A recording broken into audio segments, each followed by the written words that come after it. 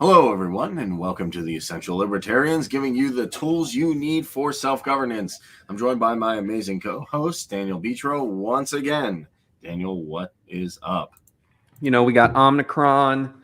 Just kind of the name almost makes me laugh a little bit inside. Omicron. It's very daunting and scary, but it turns out it's not scary. And South African scientists told Fauci or the NID directly that it was they were experiencing in the studies way more milder symptoms than other variants, such as the Delta variant. And other variants, that it was mild. And they actually said, quote unquote, I'm just paraphrasing here, that they don't see why there's this much cause for concern given the milder symptoms that they're seeing. And I'll get into it more because the first case has appeared in the United States, and it just turns out that the first case of Omicron happened to be in a person who was vaccinated. So that's interesting. I think we can examine that. Yeah, definitely. So before we get on to the show, if you want to keep the Ron Paul revolution going, if you want to keep the ideals of Murray Rothbard alive, go to the LP Mises Caucus, be part of the decentralized revolution. No more wars, lockdowns, bailouts, mandates, which just got blocked today. We'll talk about that. You can enter your first name, last name, email address, phone number, and state, and be part of the decentralized revolution. If you have questions, you can go into resources, click on our actions, and learn more about us and what we do. So I know Omicron is a thing, so we'll actually just go to that. I even looked at the World Council for Health, which is, interestingly enough, someone who would not be in agreement with me. I'm not going to go over this whole article because I heard so much about it. It's kind of funny to see what Omicron you can rearrange the words to say. But yeah, they say like healthy immune systems can handle it. Should have no bearing if you take a medical procedure. Lockdowns and travel bans only cause harm. Is there a silver lining? Yeah, pretty much from what I understand, the symptoms are pretty mild. It's like some muscle pain and a little bit of fever, and then a couple days, you're pretty much good. It's not the end of the world virus, obviously. And yes, one thing appeared in California, like you were saying, someone who already took this. I'm not going to go hugely into this, but I think there's other reasons, in my opinion, why they're bringing it up, which are other stories I'll get into down the line. But if you have some stuff you want to expound on Omicron, I'd love to hear it.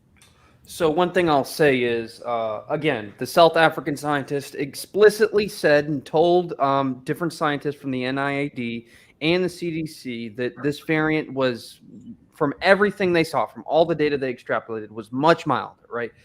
And there was no cause for serious concern because they've explicitly said there's been other variants that seem to pose that had greater symptoms that were more not as mild. They were far greater in their symptoms, and especially when you calculate the fatality rate and whatnot.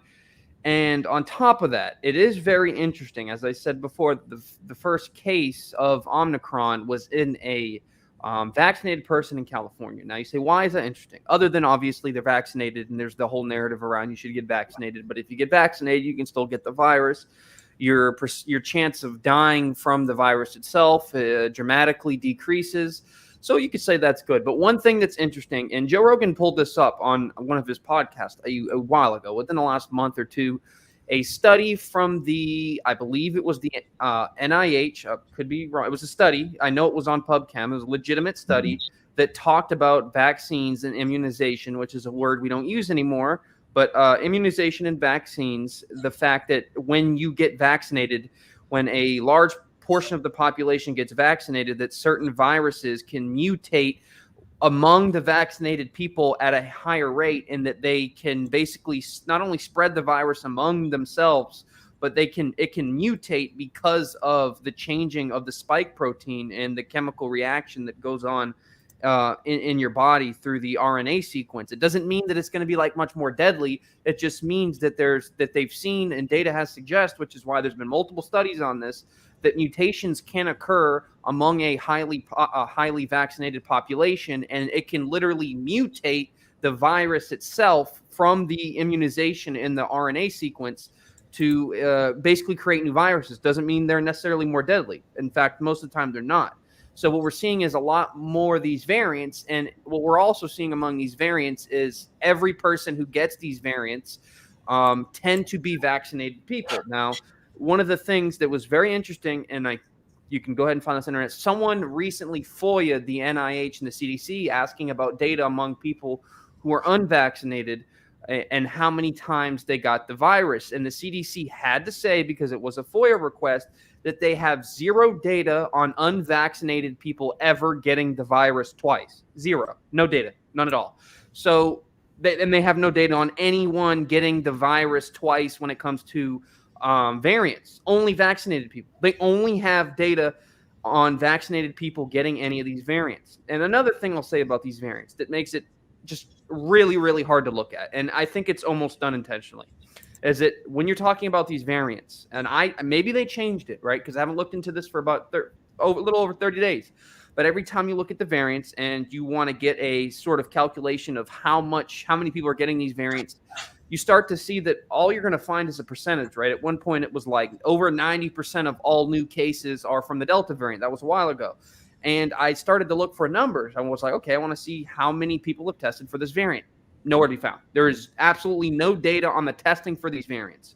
None that I know of. I'm sure that there's probably some within certain studies around the globe, but in America, I go ahead and search. If you can search and find any, go ahead and send it to me, comment on the video, but I couldn't find any data on a proportion of people who tested for these variants. All you see are these percentages where it's just like, okay, you're going to have this percentage of the people who have gotten infected, right? It was like 94% of all people who got infected with COVID were infected with the variant, but you can't there's no data on how many people have the variant because they're not being tested for it. So how did you get to that percentage rate? I'm not saying it's a lie. I'm just saying that's kind of weird. And when you're looking at data, you want to look for aggregates. And you want to look like, okay, how did you get to this percentage? Where did you get that percentage from? And it's like, well, I can't find the basis of that percentage because I'm not able to find any sort of study anywhere on CDC and NIH, NID of how many people are getting affected with A or B variant. So that's a problem. 2, again, we go back to the fact that the CDC said they have no data on people who are unvaccinated getting COVID twice or any of the variants. So, and you can say this on YouTube because it's a fact, and I don't care what YouTube does to me. But there is no data. In fact, there is no people who are unvaccinated who have gotten the variant. There's no data that proves that. Doesn't mean that maybe it's not true. I'm saying there's no data that proves it. Absolutely none. Okay. So that being the case, we have to look at these mutations and these variants, right? Are they being, as the NIH study proved that Joe Rogan brought up on his podcast, is it true that a lot of these variants are from mutations among the vaccinated people, which generally only occur among those vaccinated people because the people who actually got antibodies from the actual virus itself organically, I'm not suggesting that you should get the virus to get the antibodies. That's stupid, idiotic. All I'm saying is that I think we should really look at this issue and be like, so who's getting affected more with COVID, the vaccinated or the unvaccinated, right? And people like to say, well, it's the unvaccinated who are spreading COVID. Well, it seems to be with the variants, that's actually not the case. And it also seems to be that the CDC has no data. So here's what's funny. I'm going to point this out. I'm going to shut up. So as I said before, during the Delta variant, they said around 93 to 94% of all cases, new cases, were people who had the Delta variant, right? And they said that. And they also said the majority of all cases, I can't remember the exact number, the majority of all cases were from the unvaccinated, right? Okay. So that being the case, that might have been true then, but we have over, go ahead and look this up, look up the number of people who have gotten the virus, right? The infection rate, the current one on CDC data. We have should be maybe 40, 50 million people who've been infected, the case count. So we have the case count of people who've been vaccinated. When you total in the number, who are unvaccinated but got the virus, when you total in the number of the people who were vaccinated both doses, it's over, I believe, 100 million, right? So you have over 100 million people. When it comes to, I believe, one dose, you have over 200 million people. And that being the case, it's also underreported. So you're looking at around 200 to 230 million people who have antibodies, both from the vaccine and the natural antibodies. But now that we're seeing these variants, we're seeing the fact that people are getting infected. But how can you extrapolate the data? Like, how can you extrapolate the unvaccinated people spreading these variants versus the vaccinated when there is no data on people getting reinfected after they've gotten the virus? So how do you do that? How do you do it? There's no way to do it other than saying, well, you have to assume that all these people who got the virus were unvaccinated, right? Because if you look at the case count, when you're looking at the case count, and this just is a realization that dawned on me earlier, when you're looking at the case count, it's not counting people who were vaccinated. There's no differentiation on this. I tried. There was no differentiation on the people on the case count of the people who got the virus and were vaccinated. And since there's no data on the unvaccinated getting reinfected, how many of the new cases are from people who are vaccinated? Well, we don't know because every case just gets counted as a case. So I think there's a lot of problems going on with the data right now. And I'm trying to get to the bottom of this because I think that there might be some more like nefarious things going on. I don't know. I'm just lying out propositions. I'm not trying to make a statement. I'm not trying to come to a conclusion. I just think that those things are kind of interesting. Okay, so a lot to unpack there. In my opinion, I agree with a lot of what you said. To me, a lot of what this variant, that variant, is to distract people from what's going on. Now, before I get into why I think they did it, I do want to cover two stories real quick because they tie into a lot of this as well. So as far as I'm concerned, regardless of people freaking out of this, people not, people buy into it, people not, I'm happy because especially our family members and friends who are worried about, oh, they keep announcing this thing, Delta, Omicron, this thing, that thing. I'm like, please help. So, yes, a Trump-appointed judge, and this isn't saying I'm a Trump supporter, but a Trump-appointed judge did ban Biden's, you could say, medical procedure mandates for healthcare workers. So, another federal judge just blocked Biden's basically requirement for certain medical workers on Tuesday. Funny enough, my mom works at a hospital. She just told me, so I'm like, yes, you don't have to take it, finally. So they've effectively halted the requirements across the country after it was blocked in 10 states the day before. So people are fighting back, and good for them. Finally, this is the kind of stuff I like to see. The true rulings were made on consecutive days by Trump-appointed judges. Amount yet another blow to the Biden administration's key initiative to increase workplace safety, in quotes, and getting this medical procedure through different requirements.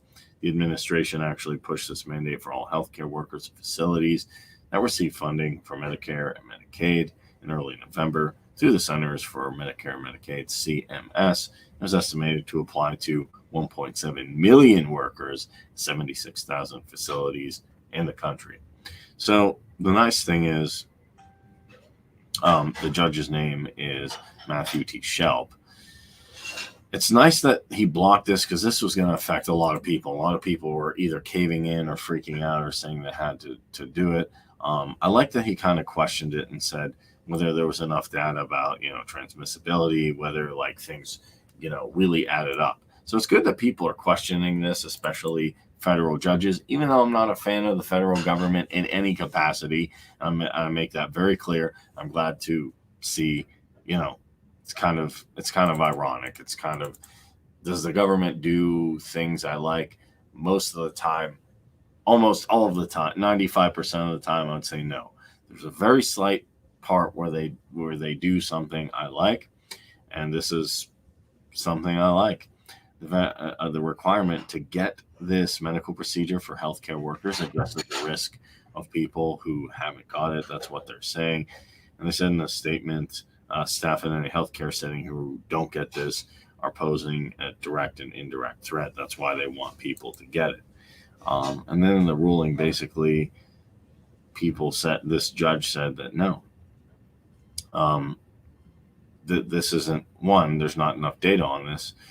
and that this is immoral. So, as far as I'm concerned, it's not saying that we are out of the woods. It's not saying that everything's going to be hunky dory yet. It's just a good step. It's just one small step in the right direction. Just one small step in the right direction that we had a judge block this. So I'm pretty happy about it. I'm pretty excited about it. And I will say on that note, sorry, I'm just editing the title of my stream. But the thing is also what we're also seeing with many of the justices that Trump appointed is not only with this, but with the abortion thing, which I'm sure you want to get into if you haven't heard about it already. We're seeing, okay, so Trump didn't do a lot. Like, let's be clear here. You know, he did fire some people, right? He got rid of Comey, right? He got rid of some people, but there was a lot of people that, let's be honest, he should have fired, but he didn't, right? There's people who, bureaucrats, and I'm not saying that that's like, and I'm not saying that with Obama or any other president in the last 60 years. I'm not saying like it's easy to take down these government bureaucrats. I'm not just saying you snap your fingers, but that's why you got to fight.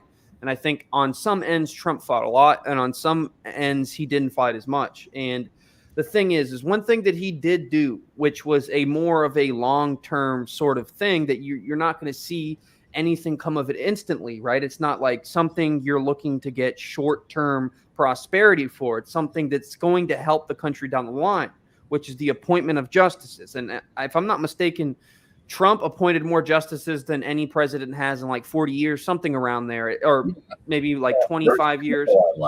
So I'm kind of mixed on that. Like Amy Coney Barrett, everyone's like, I love her. She's the greatest thing on the right. I don't love her, no. But yeah, she kind of was bad with the whole colleges have to get it. So I'm like, no, Kavanaugh's not good on like a lot of the metadata stuff and the Fourth Amendment, regardless of what you think he did or didn't do in college. And I will say, overall, I think Gorsuch seemed pretty solid, and some of these justices are pretty solid. So some yes, some no. But yeah, it's nice to see at least that the legal framework has some people who are going to use some common sense and say, look, I don't believe in mandates because there's not at least enough data. Even if they say, hey, it's not, even if they don't go full ANCAP and like, oh, it's unconstitutional, the government's using coercion. They're just like, well, I don't have all the data, so I'm just going to block it. I'm like, that's not ideal, but it's a step in the right direction. That's all I'm saying. Yeah. I'm happy to see that. That's more like a kind of like, hey, there's some light in the darkness here, because sometimes these stories get pretty heavy. Like I was talking about Vinny about what's going on in Australia, and sometimes I need to turn back and go, hey, we have a victory here. It's not all bad. So. Absolutely. And I'm not even saying I agree with you. I don't like necessarily love Amy Coney Barrett or a lot of the other justices, but the point is that they will be instrumental in ruling on controversial cases. And even if we disagree with them in a lot of points, if they can, let's just say that we disagree with them on a lot of their things, right? Fundamental beliefs, what they've done in the past, historical records. If they stay true to just protecting the most basic fundamental principles of our country, let's just say protecting the First, Second, Third, Fourth, and Fifth Amendment. Now, there's many other, but those are the top five for a reason, right? They're in order for a reason. But let's just say they do a lot of other stuff that's not great. But at the end of the day, they protect those most basic fundamental amendments, which have been heavily under attack for the last 100 years. And one of the things that bothers me when the right says is that, oh, there's this rise of, they try and make it seem like this sort of attack by the left and leftist and socialist and Marxist and communist has been something that's just gotten out of proportion in the last 20, 10, 15 years. It is not a recent phenomenon. It has been an incremental one since the 20s, 30s, and 40s. And since then, and Ronald Reagan talked about the infiltration of communists in Hollywood back in the 50s in his Time for Choosing speech. He talked about this widely, and this was part of the reason why he was elected, because many people saw in the 50s and 60s how communists and socialists, whether you agree with the ideology or not, nonetheless, they were infiltrating all of our major institutions in America, Hollywood, media, and all this, and many people were seeing it, and it was happening so rapid and at such a fast rate, and back then there wasn't the internet. Back then, there wasn't as many forms, as easy means to communicate what's going on at almost an instant level like we can with the internet. So who knows how much stuff was going on that we didn't even know about. But we knew that there was a massive wave of socialistic propaganda and socialistic infiltrators in all different forms of our institutions. And that's not a new phenomenon. It's been going on for a while. And, he would talk about also there was the person who infiltrated Hollywood, and there was this meeting with people on the board, and he figured out a way to basically get them to snitch on themselves without knowing it. And also how they would be in community. They were basically, they were spies. They would be in contact with Russia, Soviet spies and whatnot. So like this idea that like the left is just now destroying our basic principles, the idea that there are people who are attacking our liberties just now, like this has been the case since the inception of America, right? We've had people on the side of liberty and people on the side of tyranny in the state. And this is where me and Kareem come down to the most basic, pretty basic things. It's like, were the Federalists right or the Anti-Federalists right? Which ones were right? Well, maybe at the time you can say it looked more like the Federalists were right in a lot of ways.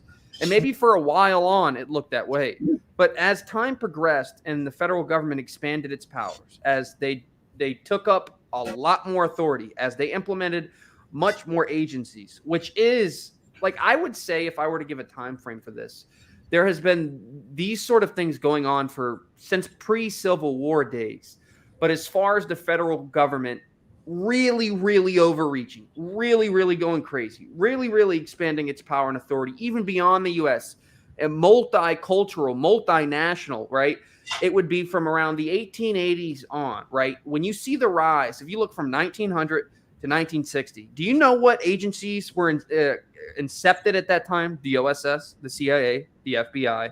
Pretty much every bureaucratic agency you can think of that has been responsible for a massive amount of coercion, a massive amount of destabilization in the Middle East. I mean, lies, the reason why we got into Iraq and around 1 million Iraqis died were these agencies that were formed mainly after World War I and during World War II to quote unquote have a larger impact on global intelligence, because as we became more powerful, we needed more powerful agencies, which was not necessarily true. It's like, but we let it happen. We let these agencies form, and we let them to get bigger. We let their budget get bigger and bigger and bigger. We let them do more things that they shouldn't have done. Taxpayers let this happen. We let the federal government continue to tax us and expand taxes. It's like, you don't have, I guess you can't blame yourself because you weren't there in the 20s, right? But you can blame the American people who are still doing this to this day, who are still letting the government get away with more and more, not only coercion, but more expansion. And it's like, if we're to do one thing, right? Mises, us, conservatives, liberal-minded, classical liberal-minded people who are propagated by liberty and want people to have individual responsibility and choose to do what they want based off of their own judgment. The one thing we should focus on is simply this: not letting the federal government expand itself anymore. Say enough is enough. You've taken way more power than you should have. Previous generations have allowed this in the past. They've sitting back and let it happen decade after decade after decade. And we are no longer going to let you expand your powers. We are going to actively, in every move, in every legislation, in every politician we elect, we are going to try until we die on our last leg, if we have to crawl, to diminish your power as much as possible. We want to get rid of you, but we know we can't. So what we will do is diminish your power and remove your capability of expanding yourself ever more. And if you do that, it's not necessarily going to save everything, but it will truly stop this pattern we've been on in America for the last over 100 years. We've been on a pattern: conflict, crisis, more power; conflict, crisis, more power; conflict, crisis, more power. Every time there's a conflict, a crisis, and we give them more power. Mm-hmm. And it's been this continuous cycle, war after war, crisis after crisis, and it's been going on forever. And this isn't a new phenomenon like to America. This is to every empire ever. It's like, every great empire, falls, right? They all fall. And the reason why America hasn't, in my belief, and I'm not saying that it won't either. I'm just saying the reason why it hasn't, like if we look at the globe right now, we see, well, which country's still most free? I'm sorry, but America's still at the top of that list, which is crazy. It's absolutely crazy to think about that we're still, even with all of the craziness that's happened in the 2 years, that when you look to Australia, there was 3 people who, and this is from The Guardian, who released an article today saying 3 escapees escaped from the COVID, what are they called? Quarantine accommodation camps. They escaped and were arrested and brought back indefinitely. So this whole idea that they're just going there, they're just a hub for people to go, international travelers. If that was the case, if it really is just a hub, why were people trying to escape and why were they arrested and brought back? That's not what hotels do. That's not what apartments do. That's what prisons do. That's what prison guards do. That's what state internment and concentration camps do. Escaping implies that they were running away from an institution that was actively taking their rights away. They were escaping. You don't leave your house and walk out your door. You're not escaping. You're just leaving your door through voluntary action, right? But when you're involuntarily kept in a domain, whatever it be, a restaurant, right? You get held up at a restaurant. You have a gun to your face. You're being involuntarily kept in a domain, and you escape from that domain which you were forced to stay in, which then implies that they were forced to stay in these places. So it really blows my mind seeing that. It honestly almost made me cry, because to think about a country as Australia that has in the past, been pretty free on the freedom scale. It's a Western country, right? It's not like China. It's not like right now it's really not far from North Korea. It's getting pretty close. Yeah, I was going to say. I don't see the only fundamental difference I see between Australia and China is Australia wants to save face and say, oh, we're being nice. We have an accommodation. Yeah, that is true. Yep. Someone said something bad about Xi. Here you go. Hey, we got the Uyghurs. What you going to do? It's like, exactly. Okay. I mean, you're right. China's more bold in their oppression and their authoritarianism, whereas Australia still tries to claim to be a freer Western country. You're right in saying that. Right, we're nice people here. We don't do anything bad. There's some Aboriginals running there. We're sorry about that. We're gonna have to get you back to the camp. But what I will say, so I guess you don't want to get hunted down by the Hilton after your stay. Yeah, it's like, but I saw that article, and The Guardian was the same publication that tried to say that these weren't concentration camps, and worked with PolitiFact and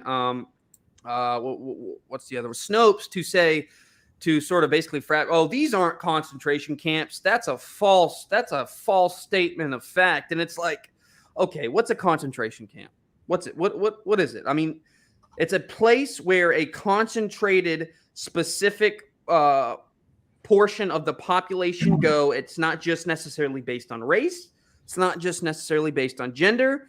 It's based on it could be based on anything, but it's a certain group of people that go there because they are second-class citizens, right? It's a place where a certain portion of people are placed in these camps, whether it be because they're black or they're Jewish, whether it be because they're Japanese or the Mexican, whatever it is. And in this case, they're concentration camps in the sense that they're people who were not getting the medical procedure that the state deems you to have to be a first-class citizen, right?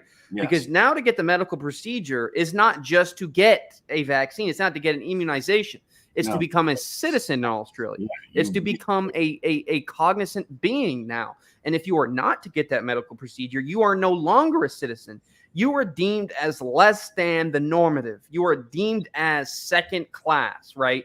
That's not getting the medical procedure. So the idea that getting the medical procedure means that you are safe, and in some ways that may be true, but it also means that you are a normative being. You are obedient to the state, and they deem you to be human beings on the standard level. Whereas if you don't, you are less than a human being. You are vile. You are despicable. And they'll put despicable people in despicable places because they think you're despicable. Yeah. Hey, you know what? I'm happy to be despicable to the state. And what I'll say to this, just in closing, is yeah, America is still free, but we need to keep that by getting the right information out. And we can still, I don't like when people say it can't happen here, it can never happen here, because the thing is, yeah, you have the Bill of Rights and stuff, but maybe they won't do what they're doing there, but they'll come and go, oh, okay, our mandate was blocked. All right, what we'll do is we'll work with this private business, we'll work with here, and then pretty soon you won't be able to do this, that, and the other, and then they'll get people to cave. That's, in my opinion, what they'll do. I'm not an expert, but that's kind of where I see them doing. Before we get into the big story, though, just want to, I had a change of heart, and I do want to talk about this. I'll preface this with saying, I do work in the technical field. I have for a while, mainly because when I was a kid, I like playing video games. My friends got computer games. I got Windows ME, and I spent a lot of time fixing it when it broke to play Diablo 2. So I learned how to use a floppy disk and type of thing. Yeah, I get it. I'm old. But I kind of got interested, like, oh, computers can do things. That's kind of cool. And then I kind of made a career out of it. Long story short. But I always kind of felt bad in the sense of, well, I like these tech companies, but I wish they had more of a freedom outlook, because that's how good, in my opinion. And in any cap society, you may not have companies in the traditional sense, but that's how good technology, good information, good systems that help people get built. And I won't even agree with Elon Musk. Yeah, you can use AI and the blockchain for completely evil things. You can use them for great things. They're just scripts that do certain commands and then can expound upon it with machine learning, in my opinion. So when I see a lot of the people, not the people who work there, but when I see a lot of people who are leading the way in tech, I didn't necessarily agree with clamping down on people all the time. Yeah, there are some people, maybe if you say something like, if you're inciting violence, yeah, okay, we can do something there. But other than that, the realm of constitutional speech should be in. That being said, I didn't really see any of them doing that.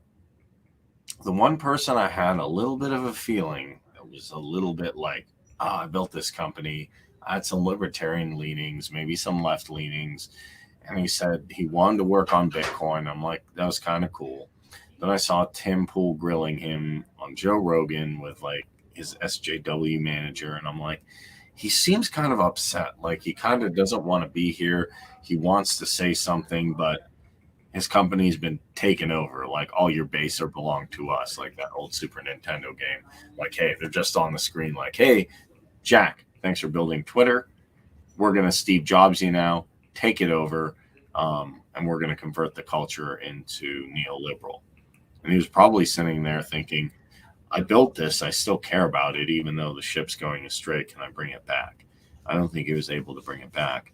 Then he's posting Murray Rothbard's The Anatomy of the State. If I had to guess, and I could be wrong here, but I'm going to defend him and say Jack Dorsey was put in a position where he was a libertarian. He had libertarian leanings, at least. Not that I'm going to say he's like a Mises Caucus guy or anything, but maybe one day. But that I think it has already believed in freedom. He believed in free speech. He at least uh, floats around that classical liberal space.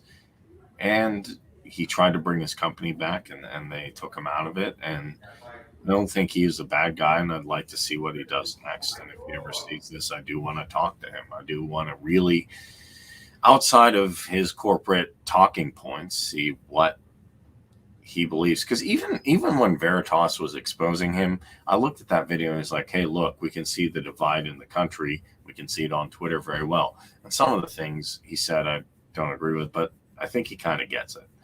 I think sometimes it's tough when you're at the top level of a corporation and everybody's woke, and then you try and play what, and it's hard to just say, hey, I'm going to fight this, because you could lose your company, and you did. So all in all, I don't think Jack Dorsey was a bad guy overall. And I think he had some libertarian leanings. That being said, they got rid of him. They Steve Jobsed him. He created the company. They get rid of him, and they got this new guy, Prague Agrel. Now, here's the thing. He said it's his duty to, like, this guy's, he's 37, so I think he's extremely young as well.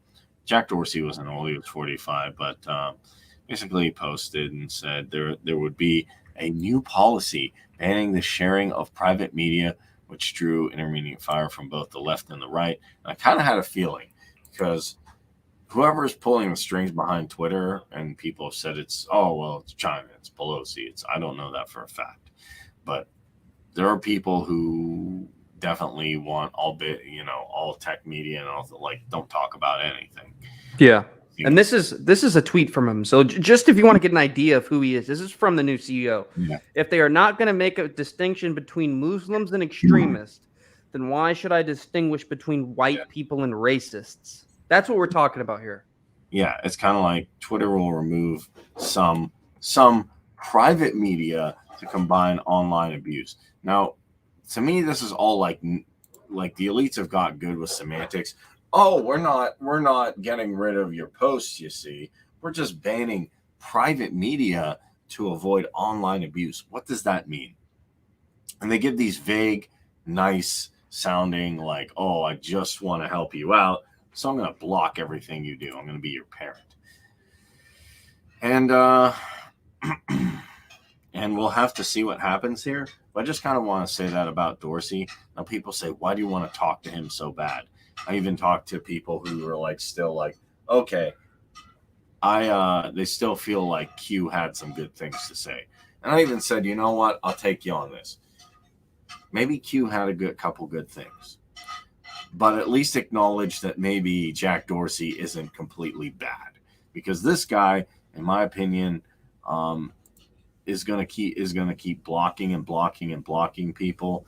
I was even joking with someone, they were talking about, like, with Dave Smith. I'm like, Dave Smith gets elected, he's getting blocked by this guy.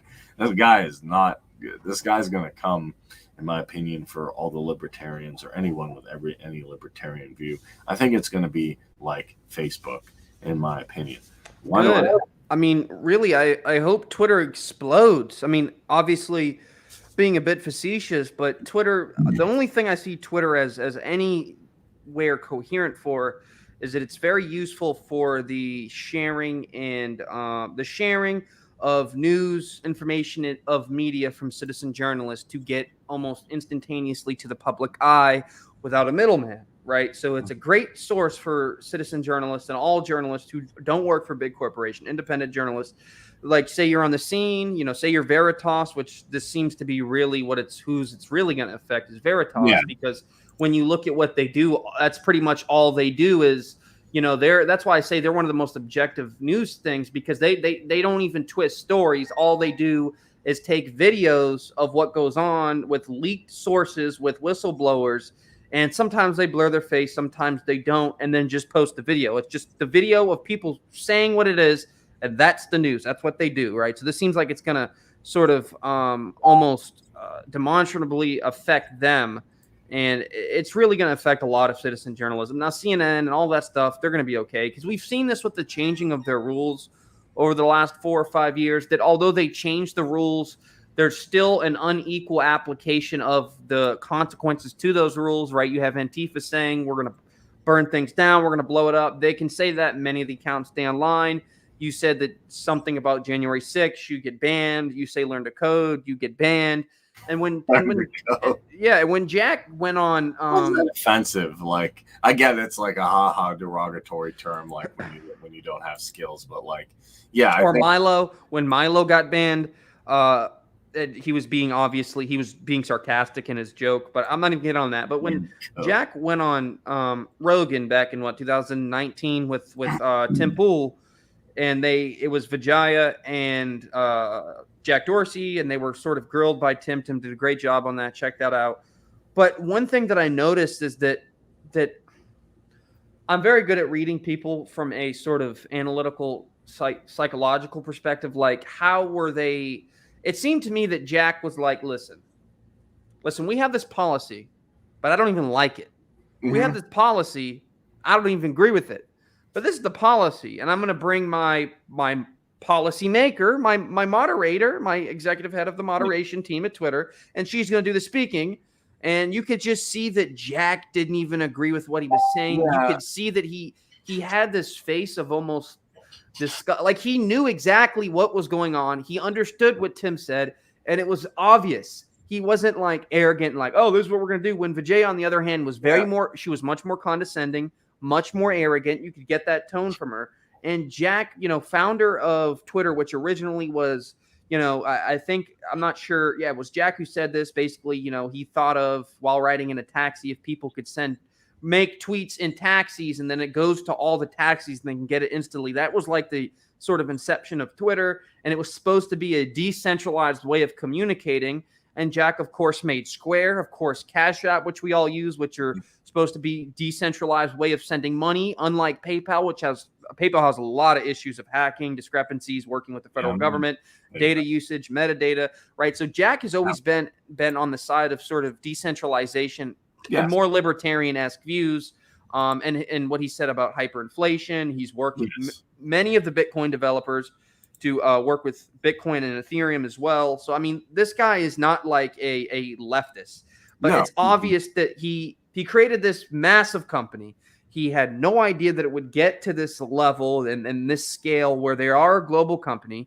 And he was CEO of that company probably longer than he should have, and probably longer than he wanted to be, because he wanted to try and keep whatever was left of Twitter that was still what he had in mind. And I get it. I get why he stayed on. And it's not, you think it's he created it. Yeah, you think it's by coincidence No. I feel like this is kind of Steve Jobs with SJWs mixed in. This is exactly what, he had his head down, like, help. I created this thing. I got people who I thought were cool and retro, and maybe back in the day they were. Liberals kind of took a different turn. I liked them in the George Bush days. We were like, like this. And then the Occupy Wall Street, they still had some semblance of anti-corporatism. I get some people are going to say like, okay, the lib left. But I think the lib left have dramatically changed from anti-corporate to now like, oh, okay. Well, they're the lib right. They're literally they're fascists. I mean, they're legitimately changed. Corporatist fascists. I think I'm giving Jack Dorsey the benefit of the doubt. He was feeling like crap in that interview, like you were saying. He didn't want to say anything. She was condescending, and Tim Pool was grilling him. And I get it. That's Tim Pool's job. I'm not saying anything. But yeah, the girl was being caught, and he got Steve Jobs out of his company. So while we still can, let's talk about the big thing. We can spend the last 10 minutes on this. This is the big one I want to cover. A lot of people are covering this. They got rid. Well, I'm not paying attention to the Omicron variant because of the Maxwell variant. So if you don't know, as far as I know, Ghislane Maxell was the girlfriend of Jeffrey Epstein. She helped him procure adolescents. I guess that's the best way I can say it. And abuse them. She also, I do believe, worked with Mossad and the Israeli government as well. This is the second day of her trial. I'm a little bit behind on this, but basically the big thing I was seeing is Maxwell and Epstein got a 14-year-old girl. She was eating ice cream with some friends in 1994 at a picnic table. She said she was tall, thin woman with a cute Yorkie walked by. The campers asked if they could pet the dog, join them, and asked the girl about the camp and other interests. He said he was a benefactor who gave to the camp and supported young talent. And then he said, what a coincidence. We live there too. Testifying on Tuesday, there's trafficking of this. The 14-year-old from Florida, now an adult, identified in court only as Jane, described for jurors what seemed like a chance encounter with Maxwell, the woman with the Yorkie. The abuse took place at Mr. Epstein's properties in Florida, New Mexico, New York, and I guess the island too, and sometimes involved groups of people, she said. Sometimes she said Maxwell took part in these acts, and for years Jane testified she told nobody about the abuse, finding loved ones. She had to cut it off with Mr. Epstein and Jane. What this doesn't say is that the FBI knew about all this stuff and they didn't do anything. So I don't care if conservatives scream China, defund the FBI. I'm going to throw that out there. And the rest of the intelligence agencies. But until Mr. Epstein's death, which he didn't do. In 2019, on part of concern, she said that she would face professional blowback in Hollywood because a lot of them do all this stuff too. Everybody knows it. Weeks after the initial meeting in Michigan, Jane said she got home from school. It was early in her 8th grade year to find that Mr. Epstein had called her to invite her and her mother to his house for tea. A chauffeur came to get them. This was the first of many such visits, but her mother never joined them again. The home was impressive, she said. Mr. Epstein and Maxwell, even if their conduct was sometimes confusing or overwhelming, she described those early days, Jane at times, and laughed at herself, gestured broadly at the jury, but she turned to the accounts of her abuse, and at several points throughout Jane's testimony, Maxwell leaned forward in her chair, put on glasses, and took notes. And I'm going to end this with from the very beginning, there's a lot of bragging how they were friends, essentially. Everyone said, adding that Mr. Maxwell and Epstein would engage in name dropping. And she recalled them citing public figures like Donald Trump, Bill Clinton, and Mike Wallace. The effect was to suggest that they were really connected with the affluent. And just another one for CNBC.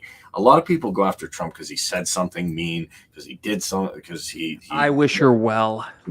Yeah, I wish her well and things. That was a funny thing. I did agree with one meme where he's like, Kaepernick's an SOB.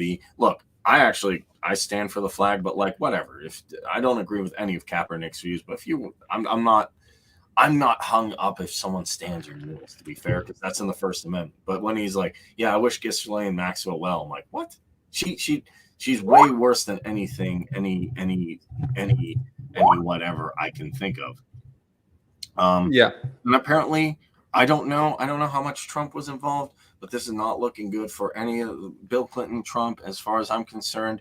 Everybody in these higher echelons of power, besides like Rand Paul and Thomas Massie and Tulsi Gabbard. I'm not saying that because I like everything they do, but like those people and maybe Keanu Reeves in Hollywood, I'm saying basically like maybe Mel and maybe Clint Eastwood, I'm saying they're all involved in these rings. They're all in a cabal. They all do this stuff. Epstein was just a low-hanging fruit. There's much, much more. Oh, he was. That's not even. And we'll keep covering this. He was more than a low-hanging fruit. Like one thing, I'm not going to go into detail on it because we may have the time, but Ghislane Maxwell, who was a socialite, was obviously a partner known to be sexually involved with Jeffrey Epstein, was also the daughter of Robert Maxwell, who was a major media figure, started his own publication, was known to be a spy, was known to rise to fame and wealth through fraud, stealing money, and a plethora of other things. And not only that, but Robert Maxwell had a daughter named Isabel Maxwell, who was also an entrepreneur and co-foundered Magellan, I believe it was, and which then was acquired by Excite. And also, she was the technology pioneer of the World Economic Forum, along with a few other of her siblings, with Bill Gates, with nonetheless Klaus Schwab, right, who's the founder of the Open Society and the World Economic Forum. So all these guys are intermingled, and you can go back and date their siblings, their fathers, their daughters, their sisters, all of it. They're all related, and they all date back to these. They all connect back to these global organizations, such as the World Economic Forum, such as Bilderberg, such as the Open Societies Foundation. Right. So, I mean, that's something to know. And you can do the work on yourself to kind of look back at the history of these people. But they were known to be corrupted. And even Robert Maxwell, who supposedly died from a heart attack, it's well known and rumored that he probably didn't die from a heart attack. Yeah. Yeah, we can close it. Sorry about that. Did you hear anything I just said, though? Yeah, no, I heard everything you said about Robert Maxwell. And yeah, the World Economic Forum, the CFR, the Council on Foreign Relations, the Bilderbergers, the House of Rockefeller, the House of Rothschild, all of these, Hollywood, and Congress, anyone who's well connected in society, they're all engaging in this. They're all involved in this, and they all benefit in this in some Yeah, and way. Isabel Maxwell, one of the daughters of Robert Maxwell, Isabel Maxwell, one of the daughters of Elizabeth and Robert Maxwell, a sister to Ghislane Maxwell, was also the president of Common Touch, which later became a company called Siren, which is an Israeli internet company that was known for a lot of fraud. And you go into these people's families and you looked at, like, Kevin Maxwell was also a businessman in the 90s and was charged and acquitted of financial crimes. But it's, again, you go back to all these people's family heritage. You go back to Gates and his father and his mother, who worked with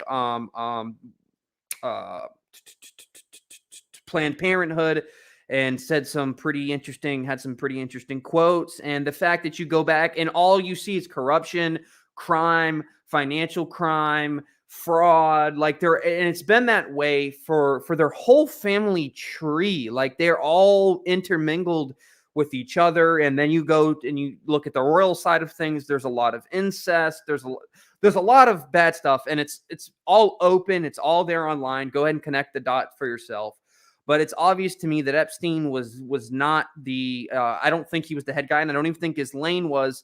But I do think that Ghislaine and Epstein, I don't think like one of them was the dominant or one of them was the submissive. I think they were both equally as powerful. I think Ghislaine, I think what she's going to try and use in court is the fact that she was being used as a pawn by Epstein and that she was just a scapegoat for Epstein and that she wasn't the head of things. When I find that highly unlikely, given her family history, given all of her brother's connections.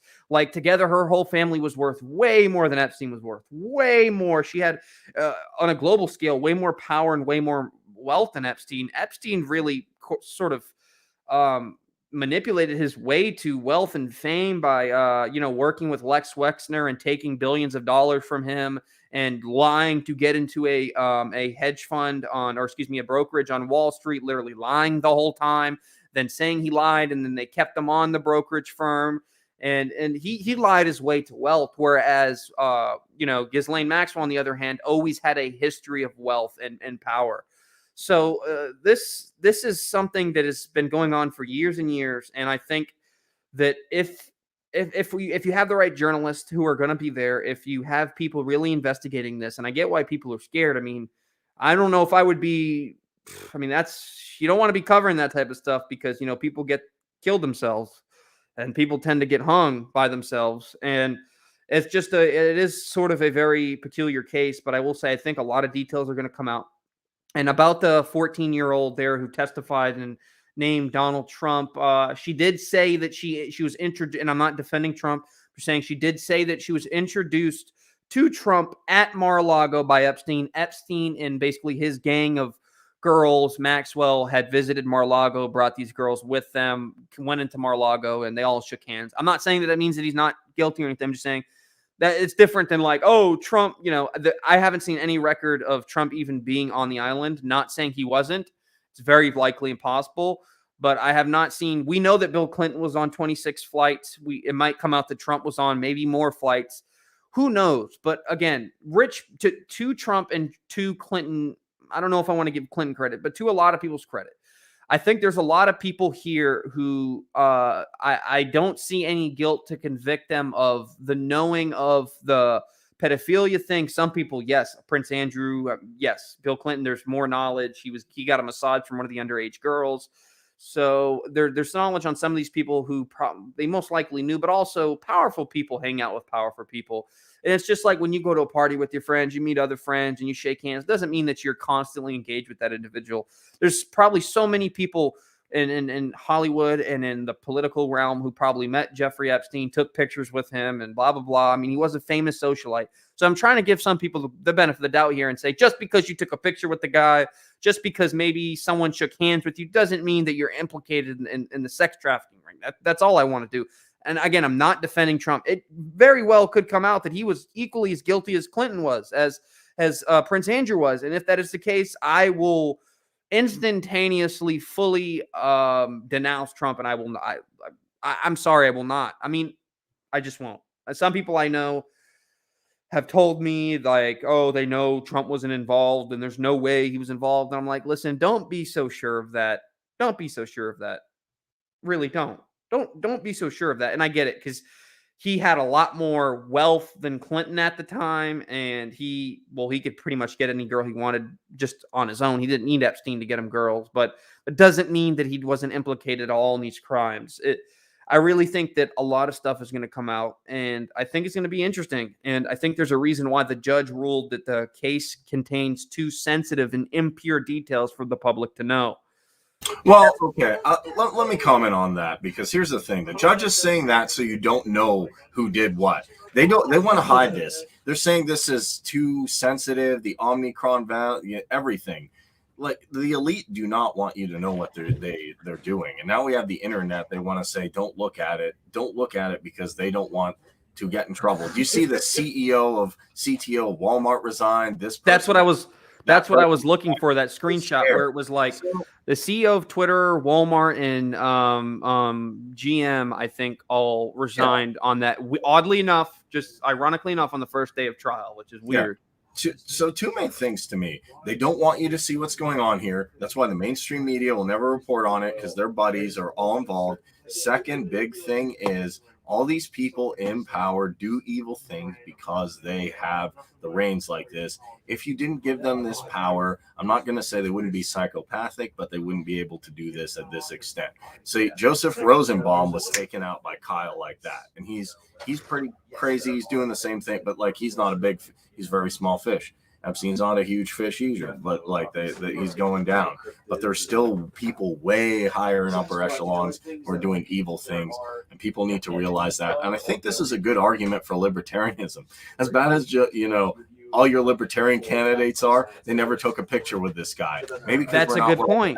Great point. Not even a picture. That's a good point, dude. Jorgensen, Ron Paul never hung out with him. Ron Paul. I mean, Rand Paul hangs out with everybody. He's pretty social too. Massey's pretty social. When people aren't pissed off at him, but like Tulsi Gabbard's never hung out with him. Like, all the people is it Gabbard or Gabbard? I don't know. Okay, let's say Tulsi Gabbard. I don't care. I kind of like that Gabbard. Like, if I saw Amash hanging out with that, I'd be like, okay, I can't talk to Amash no more.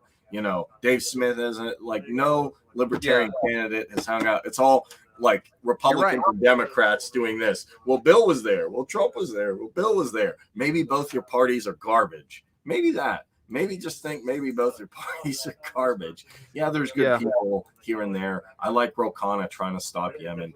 I like Rand Paul's stuff saying resist the mandates. I like Thomas Massey on just about everything, to be honest. Last thing I'm going to cover, because nobody is going to pay attention to, Biden is sending 1,000 National Guard troops to Africa. We have a thing in the Libertarian Party that says defend the guard, that people cannot be sent to places where there are no military conflicts unless Congress declares a war. He's sending 1,000 Virginia and Kentucky troops to Africa. I do not know why. That's peculiar. They're transferred to Fort Bliss, and the troops are going to be in unspecified countries in Africa next year. I don't know why he's doing it. I have no idea. I can't even find a good incentive. They say to provide security force of combined joint. I don't know. I don't know what that exactly. There's something weird going on here. So I'll leave it at that. I'll leave this story to kind of. I got the article in American Military News, so it's not something hidden. I'm not like looking in some random website in a VPN. So I'd love to know, people watching, if you have military background, Caleb Shreve, other people who are like military folks, what do they think? What do you think, Daniel? Well, I think that it's interesting that we see this move in Africa, the deployment of, you said, 1,000 people from Kentucky, I believe. One thing that Africa kind of goes unmissed for is there was a lot of controversy around Africa during World War II, and Hitler wanted to basically take over Africa, and Stalin fought Hitler, and there was a global battle for Africa. People wanted to take it over, but it was very, very obscure, and it was very hidden. It's not something they usually talk about in history. But let's just, I'm not going to get into full detail, but let's just say Hitler had plans to take over Africa. I'm not going to get into the detail. It gets complicated, and some things are very hard to sort of source and whatnot. But I do know that China is very active in Africa, and there was also a story I read. Look this up for me, will you? It's China does something in Africa. I know that's pretty vague, but it's something like that. China is helping Africa. This was literally just a few days before that story came out. I saw it and I was like, huh, that's interesting. And then I saw that story and I was like, huh, that might be related. I'm trying to see what it was myself because I literally just glanced it over. Well, here's the thing. China keeps sending billions in aid to Africa. They keep sending billions of vaccines for Africa in the wake of Omicron. Sending stuff to them. In my opinion, I listened to a guy, and I'll close with this. If you ever listen to, I don't agree with his politics, Confessions of an Economic Hitman. Basically what he said is the CIA would go into countries and say, hey, we got a deal for you, take it, or you're gone. And then they'd either say, yes, we take it, or no, you're gone. This was the article I was looking at right here. China-Africa friendship continues to flourish on vaccine trade. And so it looks like China and Africa are making some deals. Some deals may not even be open, very low-key deals. And then, you have the United States going in there. So I think that I'm not saying that they're necessarily related, but I just think that it probably has something to do with China. And it might even be just sort of a strongman move to tell China, okay, we're bringing 1,000 troops into Africa. So, you just know that we're doing that, and just know that, keep on your lookout, keep on your toes, stay on your toes. That might not be it at all, but I really don't see I haven't seen any other sort of explanation for this other than I know that China's working heavily with Africa to build bridges, to build cities, to basically do what we did, right? They just want to do what we did for a long time. Give a lot of money to Africa, help them build shit, and then have Africa pay them back and owe them a debt. So basically they can get away with doing a lot of malevolent things to Africa because they're in debt to China. So we did the same thing. So we literally did the exact same thing for a long time, and we still do. So I think that it has something to do with China, and I could be completely wrong, but I just don't see another conclusion or any sort of other ideas, but there might be. Yeah, no, I'll end on this. The thing that bothers me with this is, there's provocation there because China will probably see as provocation. Oh, we'll defend Taiwan, Joe Biden says. Miley calls, oh, if we attack you, we'll let you know. We'll give you a heads up. On top of that, fighting with Ukraine on the border, NATO putting troops in Ukraine. Yes. I'm like, look, out of all the dumb things we're doing, we got problems here, supply chain shortages, the currency is going, pew. There's just there's collapse at every turn. The shelves are empty. Things are going bad. Things are not going good. The last thing we need to really, really crumble an empire is a war or a proxy conflict. This is the story that I meant to send to you, Cream, and it's really, I think this story, if you haven't seen it, it will blow your mind. I mean, it's an absolute, it's just crazy because you were saying something about AI earlier in the podcast about quoting Elon Musk and whatnot. And you think, AI and artificial intelligence and algorithms are sort of neutral and you can apply them to do what you want. It's just about the people using the AI and the algorithms. And this kind of goes like this right here is like, well, that might not be the case for much longer. We can debate that on a different show, but all an algorithm is like a set of steps, a procedural set of steps to get to a certain goal. So you could say algorithm to wake up, go take shower, put on your shirt, put on this, eat breakfast, and then you can expound upon it. And I get it. Robots can reproduce. Yeah, I saw that. So let's see. Before we scream Terminator, that's true. Skynet. Let me take a look at that. I don't like what they're doing with the microchips and the robot. Trust me, I don't like what the elite's doing with tech. That my argument is that you can use tech though for good things. Yes, they can use blockchain for. You can use blockchain for bad things. And you can use it for good things. I don't know. We'll have to see. So we discussed a lot here. We're gonna keep following the Ghislane Maxell trial because we have to. I feel like if we don't, other people don't, no one's going to know what's going on unless they call in. But hey, someone has to report on this. So everyone, if you enjoyed the show, go to the LP Mises Caucus. be part of the decentralized revolution. No more wars, lockdowns, or bailouts at all. Also, if you go to the YouTube, you can type in Daniel B like I'm doing now. It's just Daniel B with one I. You can see Daniel here as our live show. Not only that, you can check out his videos on Tesla. You can check out his videos on Kill Gates with Tim Pool, commentary. And if you like his stuff, you can go to his support page here on Anchor and subscribe. Is there anything else I missed? That is it. You can also get my book on Amazon. It's called Fundamental Principles to Live More Meaningful Life. I spent a lot of time writing that book, so check it out if you're into psychology, philosophy. Maybe you're, I just got a message from an Antifa, like super Antifa guy, and what? I actually want to read it real quick. It's very short, and then we'll end on this note because it actually made me. It kind of got to me a little bit, but you wouldn't think an Antifa guy would get to me emotionally. But so I no longer want to bash the fash, but that's basically what it was like this. I'll for sure check it out, man. If I can ever get settled, I could definitely use a read like the title says. I swear my life feels meaningless after all I've done and continue to do for others. I don't know. Thanks, man. Congrats on it being published. But I mean, why do you think Antifa people are doing what they're doing and all these people who are rioting and destroying shit in the streets? You think it's because they're healthy? It's because they're weak. And I mean, I don't mean necessarily physically weak, mentally weak, and have a lot of psychological problems.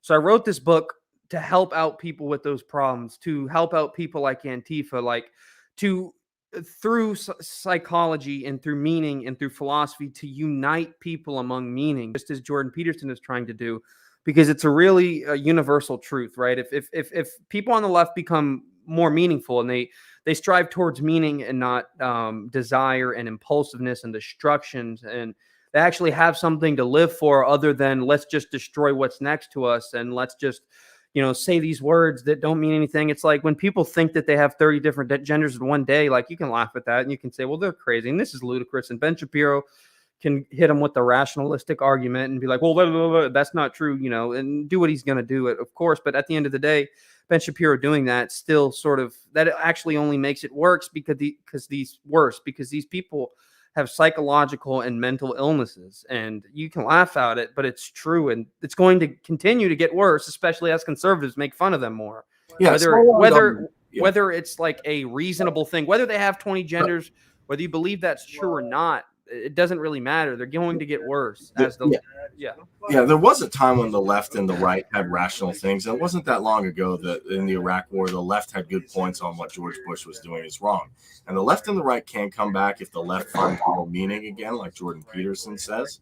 So it is distinctly possible. And I think people are doing this because they got money. Antifa's doing it because George Soros is on their payroll. Let's be honest. So you can find us at the Essential Libertarians. Join the LPMisesCaucus.com. This is Kareem with the Essential Libertarians, giving you the tools for self-governance. And I'll see you next time. Appreciate it.